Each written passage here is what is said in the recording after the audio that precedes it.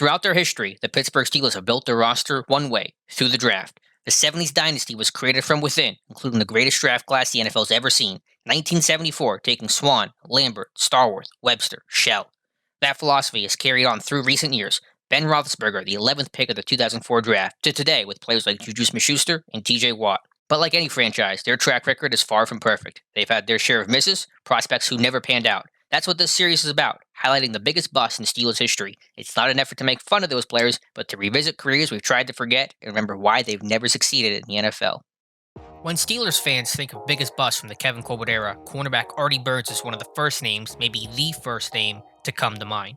At Miami, Burns came on strong his junior year, picking off 6 passes, the most by a Hurricane since the late great Sean Taylor. Though still raw and underdeveloped, he left school a year early. Burns tested well at the combine. At 6 foot, 193 pounds, he ran a 4.46 in the 40.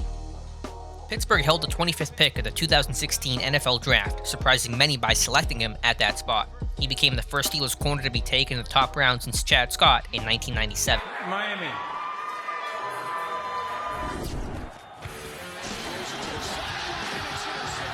Artie Burns, cornerback, 2015 second team All-ACC.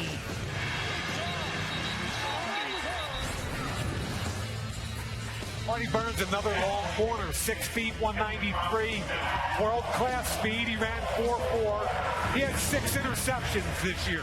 He's long and gifted, very raw press corner.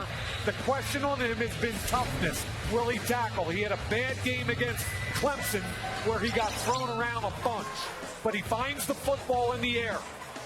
Like William Jackson, but he's very raw. Even the Steelers were blunt with Burns' rawness. Pittsburgh, then still a zone-heavy defense, admitted he had to adjust to their scheme. Quote, he needs work. He'll need work on his off coverage. He'll need work on his zone coverage, but he's a third-year junior. He's only played 3 years, only started 2, so there's a ton of upside with him. Weeks later at a Steelers fantasy camp, then defensive back coach Carnell Lake spilled the beans and confessed they wanted to take Houston corner William Jackson III at that spot. The Bengals snatched him away one spot earlier. Pittsburgh always professed Burns was their guy, but in hindsight, and maybe even at the time, the pick felt like a panic move. But he was their pick, and he saw action right away his rookie season, playing significant snaps by week 2 and earning the starting job by week 9. His rookie year wasn't great, but not awful either. Burns tied Ryan Shazier for the team lead with 3 interceptions. He also had the benefit of going against Antonio Brown every day in practice. These clips don't show it, but he locked down AB better than any other Steelers corner. Hard to believe, I know. An iron sharpened iron mentality the Steelers hope would make Burns even better. But 2017 started poorly. He began the year by getting arrested in June for driving with a suspended license. Law in his hometown. The Miami Herald reports Burns was in jail overnight, facing charges of driving with a suspended license. Burns was pulled over in Miami Beach with an expired license plate tag. Court records show Burns has not paid more than $1,000 in traffic tickets. Still, he entered the year as a full-time starter, but he was quickly overwhelmed. He took a big step backwards, intercepting just 1 pass and struggling with his technique and positioning. Not just in coverage, but in the run game, including this horrible run fill and a dreadful OT loss to the Bears. The negative moments began to stack up. Tyreek Hill, Thomas, Albert Wilson, watch right here. You're going to see him come out. And as Smith slides over here, you're going to see him go right up the sideline. This has happened over and over again. He's on the side, right down here. And look at just gets behind Artie Burns, who's caught looking into the backfield. And Burns would again be named the starter in 2018, but be benched for Cody Sensabaugh by week 8. His issues were multiple. Even though he had speed, he struggled to win at the catch point downfield. His technique and confidence were a mess, and he was called for pass interference far too many times. Frustration often boiled over, compounding the problem even more.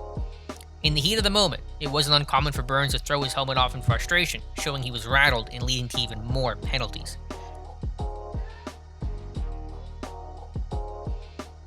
One of his worst games was in Week 7 of 2018 against the Bengals. He gave up the easiest touchdown to Tyler Boyd, backpedaling into the end zone, and was later called for PI despite good initial coverage. That sent him to the bench.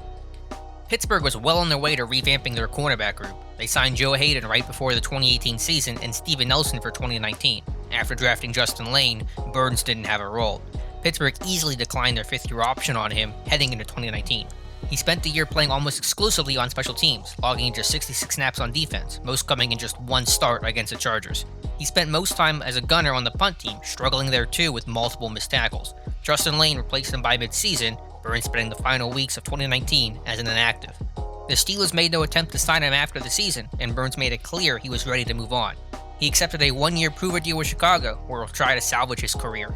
Perhaps a fresh start with no expectations of being a first-round pick will help. Burns just didn't fit the Steelers' system. He was a man-heavy, bump-and-run corner entering a defense still running Dick LeBeau's cover 3 scheme. By the time Pittsburgh transitioned to a more man-to-man heavy defense, Burns' confidence was shot and the team was looking to move on. Burns tops the list of Steelers corners the team has whiffed on over the past 20 years, a sore spot for a team who otherwise drafts well.